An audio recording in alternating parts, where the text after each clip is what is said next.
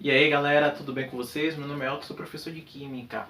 Hoje é a nossa 7ª aula falando sobre estudo das soluções e nossa 3ª aula falando sobre solubilidade. Se você ainda não assistiu a aula 1, a aula 2, eu vou deixar o card aqui em cima, você assiste e depois retorna para essa. Hoje eu vou falar, galera, sobre solubilidade de gases em líquidos. E a gente, quando fala de gases aqui, a gente está se referindo ao soluto.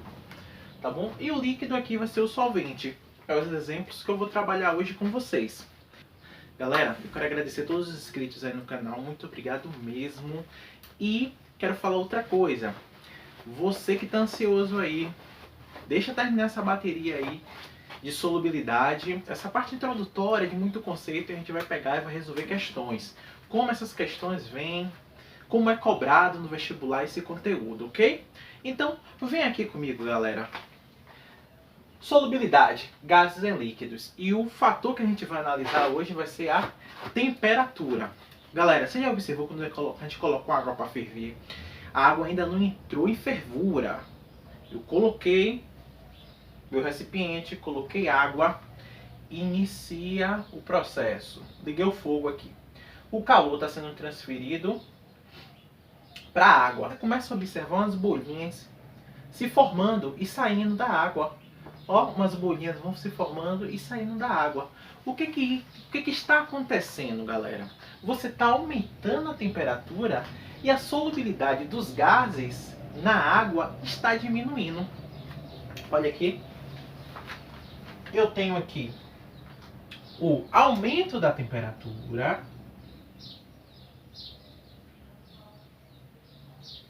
Eu tenho aumento da temperatura. Lembre que quando a gente aumenta a temperatura, a gente aumenta a energia cinética das moléculas. Ou seja, eu estou aumentando a temperatura aqui, eu estou aumentando a minha energia cinética.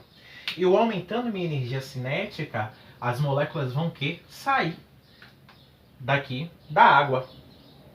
Quando isso acontece, galera, a solubilidade, pessoal, vai o quê? Vai diminuir.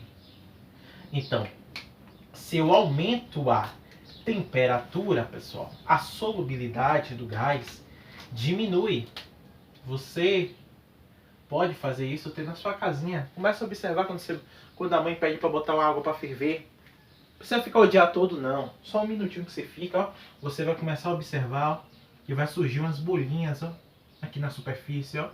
São o quê? São os gases saindo da água. Tranquilo? E eu posso gerar um gráfico com isso. Eu botei um exemplo aqui, um gráfico aqui do oxigênio, do O2.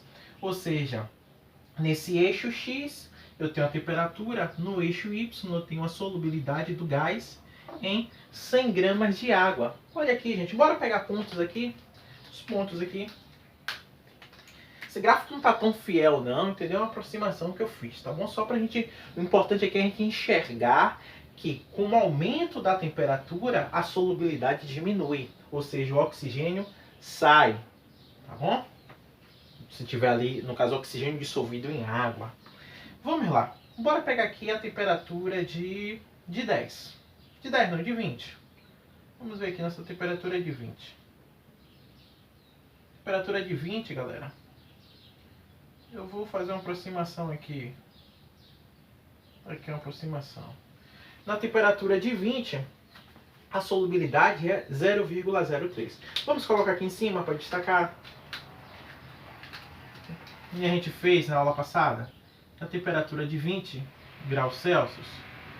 Lembre que aqui pode ser nosso coeficiente de solubilidade. O que eu tenho aqui, gente? Na temperatura de 20, eu tenho 0,003 gramas de O2 dissolvido em 100 gramas de água. Na temperatura de 40, galera, vamos ver aqui. Temperatura de 40. Temperatura de 40. Na temperatura de 40, eu tenho 0,001 grama de O2 dissolvido em 100 gramas de água. Olha só. Temperatura de 20, 0,003 gramas de O2 em 100 gramas de água. Na temperatura de 40, ou seja, o que está acontecendo aqui? A gente está aumentando a temperatura e a solubilidade diminuiu. Então, toda vez que eu aumento a temperatura, a solubilidade diminui. Isso acontece para a maioria dos gases. Quando a gente aumenta a temperatura, a solubilidade vai diminuir. Então, a curva de uma solubilidade de gás em líquido vai ter esse comportamento, a curva, tá bom? E eu quero falar com vocês de um problema ambiental, que é a diminuição no nível de O2 na água. A maioria das indústrias que utiliza a água de rio ou de mar gera um problema ambiental muito grave, que é a diminuição do nível de O2. Eu botei um exemplo que é a usina nuclear, mas poderia ser uma siderúrgica, uma petroquímica, indústrias que utilizam a água do mar em seus processos. O que acontece? Vamos entender aqui o que está acontecendo nesse ecossistema marinho. Gente, lembre que antigamente acreditava-se que o pulmão do mundo eram as florestas, né? Hoje a gente sabe que são as algas, beleza? Então esse oxigênio pode vir aqui da atmosfera, ou pode vir aqui das algas, no processo de fotossíntese, ou pode ser um processo cíclico também. Tá bom? Lembre que o processo de fotossíntese é o gás carbônico, a equação não está balanceada, viu gente? O gás carbônico já reagindo com água na presença de luz, e a responsável por isso aqui é a clorofila. Só lembrando, você tem aqui pegando a alga, pegando as algas como exemplo, né, cianobactérias também, a célula vegetal. Dentro da célula vegetal a gente tem um cloroplasto. Dentro do cloroplasto a gente tem os tilacoides, que são vários disquinhos. Eu vou colocar a imagem aqui para vocês. E na parede do tilacoide a gente tem pigmentos. E um desses pigmentos é a clorofila, que é uma das responsáveis pelo processo de fotossíntese. A estrutura da clorofila, eu vou colocar aí, tem clorofila A e clorofila B. Você observa aí na estrutura da clorofila várias duplas conjugadas. O que é isso, duplas conjugadas? Lá da química orgânica, uma dupla, uma simples, uma dupla, uma simples, uma dupla, uma simples. Essas duplas conjugadas facilitam a excitação dos elétrons e o processo de fotossíntese. Mas depois a gente trata disso, tá bom? Então, galera, esse oxigênio que está aqui, ele é essencial para essa vida marinha. Então, vamos entender o que acontece quando a indústria está próxima aqui de um rio. Por exemplo, lá, um rio ou um mar, né? A usina que a gente tem aqui no Brasil, Angra 1 e Angra 2. Torre de resfriamento, que é uma torre de resfriamento. Aqui eu tenho meu reator nuclear. Observe que eu fiz questão de colocar aqui em cores diferentes. Não sei se está dando para vocês enxergarem, né? Mas qualquer coisa eu boto uma fotinha aqui do lado. Olha só, gente. Eu tenho aqui o sistema 1 de vermelho, o sistema 2 de preto e o sistema 3 de verde. Todos esses sistemas, sistema 1, 2 e 3, tem água, mas nenhuma dessas águas do sistema 1 não entra em contato com o sistema 2, nem entra em contato com o sistema 3, são independentes. Nenhuma entra em contato com a outra, tá bom? Então o que é que acontece aqui, galera? Observe. Aqui eu tenho meu combustível nuclear, as pastilhas aqui de urânio. Não se preocupe, porque vai ter um momento que a gente vai estudar isso lá em radioatividade. Então acontece a reação nuclear aqui. Aconteceu a reação nuclear, alta temperatura. Essa água que está no sistema 2, aqui é o sistema 1, de vermelho, e aqui é o sistema 2. A água que está no sistema 2, está vendo? Vai evaporar. Claro, vai acontecer com a troca de calor, né? O calor aqui do sistema 1 vai ser transferido para o sistema 2. E essa transferência de calor faz com que essa água passe do líquido para o vapor. E aí, pessoal, essa água vem aqui, ó.